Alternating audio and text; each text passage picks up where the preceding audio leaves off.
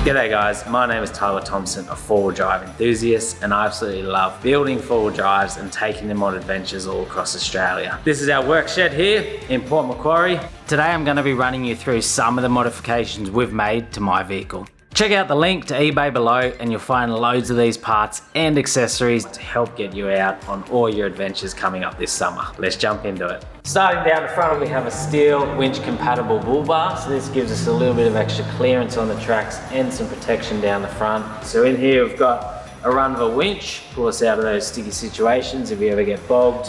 Some light force spotties so they light up the track ahead of us overnight. And then over on the other side there, we have a GME antenna so we can communicate with our buddies when they're out on the tracks. So I've got some upgraded Muddies on here.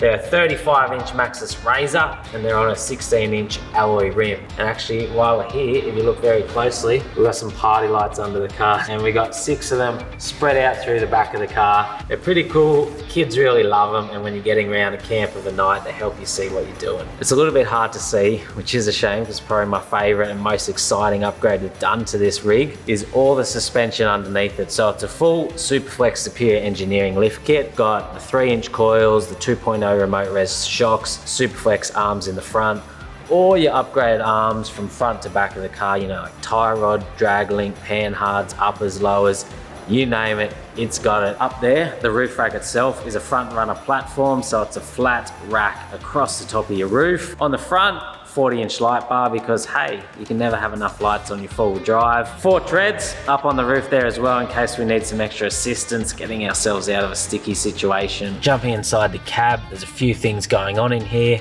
We got the GME handheld UHF, obviously connected to the antenna outside the car there. We got some Razorback seat covers on all the seats. Up on the roof here, we got an Outback Equipment roof console, a little bit of extra lighting and a place to store some maps. And then down on the floor there, we have some sand grabber mats to help keep the sand, dirt and mud out of the vehicle. There isn't a heap going on in the engine bay here. We've kept it fairly stock, but one thing I will point out is it's got some extractors from Legend X and a 2.5-inch stainless exhaust that runs down through to the back of the car. So that just helps the engine breathe better and makes it sound better when you're out on the tracks. That's a bit of a rundown of a heap of the modifications that we have done to the Patrol there. Further into the work shed, this is the current project that we are working on. As you can see, it's a fair mess at the moment. So we've got the engine gearbox coming out of that car over into this car. We got engines, tools, gears, all out behind us everywhere. So we've got a busy couple of months ahead of us here at this shed, completing this build, but I'm very excited to get this one on the road and out on the tracks.